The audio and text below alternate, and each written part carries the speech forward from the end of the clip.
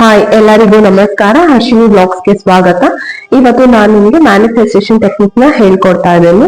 So manifestation ನ ಯಾಕೆ ಮಾಡೋದು ಅದ್ರ ಬಗ್ಗೆ ತಿಳ್ಕೊಳ್ಳೋದಾದ್ರೆ, ನಾವ್ ಯಾವ್ದೋ ಒಂದು ಸಿಚುಯೇಷನ್ ಅಲ್ಲಿ ತುಂಬಾ ಸ್ಟಕ್ ಆಗಿರ್ತೀವಿ ಅಥವಾ ಅದ್ರಿಂದ ಆಚೆ ಬರೋದಕ್ಕೆ ಆಗಿರಲ್ಲ, ಫೋಕಸ್ ಮಾಡೋದಕ್ಕೂ ಆಗಲ್ಲ. ನಾವ್ ಕೆಲವೊಂದ್ಸಲ ನಾವ್ ಎಷ್ಟೇ ಎಫರ್ಟ್ ಹಾಕಿದ್ರು ಕೂಡ ನಮ್ಗೆ ರಿಸಲ್ಟ್ ಸಿಗೋದಿಲ್ಲ. ಸೊ ಅದಕ್ಕೇನೆ ನಾವ್ ಈ ಮ್ಯಾನಿಫೆಸ್ಟೇಷನ್ ಟೆಕ್ನಿಕ್ ನ ನಾವ್ ಯೂಸ್ ಮಾಡ್ತೀವಿ. ಸೊ ಮ್ಯಾನಿಫೆಸ್ಟೇಷನ್ ನ ಹೇಗ್ ಮಾಡೋದು, ಅದ್ರಿಂದ ಏನ್ ಯೂಸ್, ಸೊ ಅದ್ರಿಂದ ಯಾವ ರೀತಿ ರಿಸಲ್ಟ್ ಬರುತ್ತೆ ಅಂತ ನಾನು ನಿಮ್ಗೆ ತಿಳಿಸ್ಕೊಡ್ತೀನಿ. ಮೊದಲಾಗಿ ಮ್ಯಾನಿಫೆಸ್ಟೇಷನ್ ನ ಯಾವ ಟೈಮ್ ಅಲ್ಲಿ ಮಾಡ್ಬೇಕು, ಸೊ ಅದ್ರಿಂದ ಯಾವ ರೀತಿ ಪ್ರಾಕ್ಟೀಸ್ ಮಾಡಿದ್ರೆ ನಮ್ಗೆ ಬೇಗ ರಿಸಲ್ಟ್ ಸಿಗುತ್ತೆ ಅಂತ ನಾನು ನಿಮ್ಗೆ ಹೇಳ್ಕೊಡ್ತೀನಿ. ಮ್ಯಾನಿಫೆಸ್ಟೇಷನ್ ನ ಬೆಳಗಿನ ಜಾವ ಮಾಡ್ಬೇಕು, ಅರ್ಲಿ ಮಾರ್ನಿಂಗ್. ಅಂದ್ರೆ ನೀವು ಬೆಳಗ್ಗೆ ಎದ್ದಿದ ತಕ್ಷಣ ನೀವು ಮಾಡ್ಬೇಕು, ಯಾಕಂದ್ರೆ ಅವಾಗ ನಿಮ್ ಮೈಂಡ್ ತುಂಬಾ ಪೀಸ್ ಆಗಿರುತ್ತೆ. ಅಥವಾ ರಾತ್ರಿ ನೀವು ಮಲ್ಗೋ ಮುನ್ನ, ನೀವು ಮಲ್ಕೊಳಕ್ ಹೋಗಕ್ ಮುಂಚೆ, ಬೆಡ್ಗೆ ಹೋಗಕ್ ಮುಂಚೆ ನೀವು ಅದನ್ನ ಪ್ರಾಕ್ಟೀಸ್ ಮಾಡ್ಬೋದು. ಸೊ ಅದಕ್ಕೆ ನಾನು ನಿಮ್ಗೆ ಕೆಲವೊಂದು 5 ಅಫರ್ಮೇಶನ್ ನಿಮ್ಗೆ ಹೇಳ್ಕೊಡ್ತೀನಿ. ಅಬಂಡೆನ್ಸ್ಗೆ, ಹೆಲ್ತ್ಗೆ, ಕೆರಿಯರ್ ರಿಲೇಟೆಡ್ಗೆ, ಆ ರಿಲೇಶನ್ಶಿಪ್ಗೆ. ಸೊ ನಾವ್ ಈ ಅಫರ್ಮೇಶನ್ಸ್ ನ ಯಾವಾಗ್ಲೂ ನಾವು ಪ್ರೆಸೆಂಟ್ ಟೆನ್ಸ್ ಅಲ್ಲಿ ಯೂಸ್ ಮಾಡ್ಬೇಕು. ಯಾಕಂದ್ರೆ ಪ್ರೆಸೆಂಟ್ ಟೆನ್ಸ್ ಅಲ್ಲಿ ಯೂಸ್ ಮಾಡಿದ್ರೆ ಸೊ ಆಲ್ರೆಡಿ ನಾವ್ ಇದೀವಿ ಅನ್ನೋ ತರ ಫೀಲ್ ಆಗುತ್ತೆ.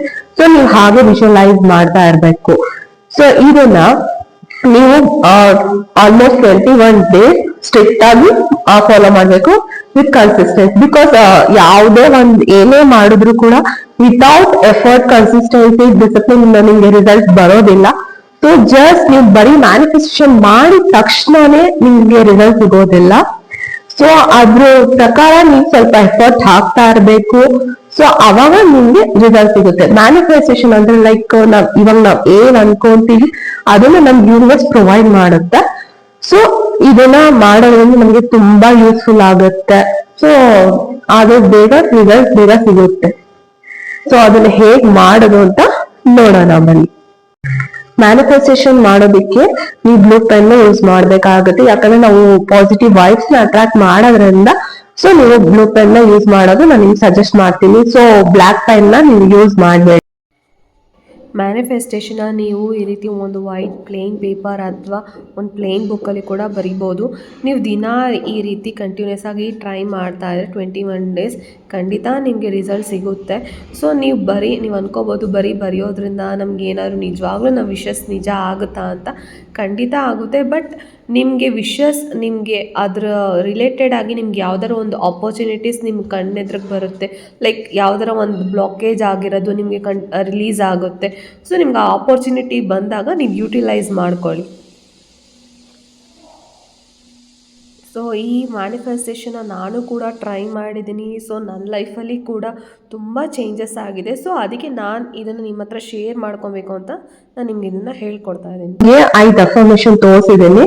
ಸೊ ಯಾವಾಗೂ ಐಆಮ್ ಅಂತ ಯೂಸ್ ಮಾಡಿ. ಬಿಕಾಸ್ ಐಆಮ್ ಅಂತ ಯಾವಾಗೂ ಪ್ರೆಸೆಂಟ್ ಟೆನ್ಸ್ ಇರುತ್ತೆ. ಸೊ ಅದರಿಂದ ಬೇಗ ರಿಸಲ್ಟ್ ಸಿಗುತ್ತೆ. ಸೊ ನೀವು ನಿಮ್ಗೆ ಒಂದು ಎಷ್ಟು ಗೋಲ್ ಇರುತ್ತೆ ಆ ರಿಲೇಟೆಡ್ ನೀವು ಪ್ರಾಕ್ಟೀಸ್ ಮಾಡ್ಬೇಕು.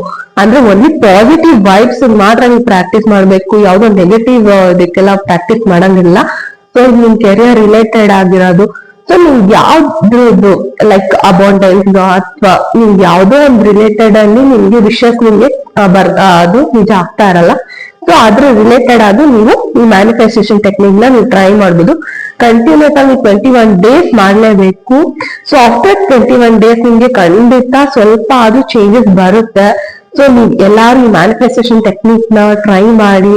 ಸೊ ಹೇಗ್ ರಿಸಲ್ಟ್ ಬಂದು ಅಂತ ಎಲ್ಲಾರು ನಂಗೆ ತಿಳಿಸಿ. ಈಗ ನನ್ನ ಬ್ಲಾಗ್ಸ್ ನ ವಾಚ್ ಮಾಡ್ತಾ ಇರಿ.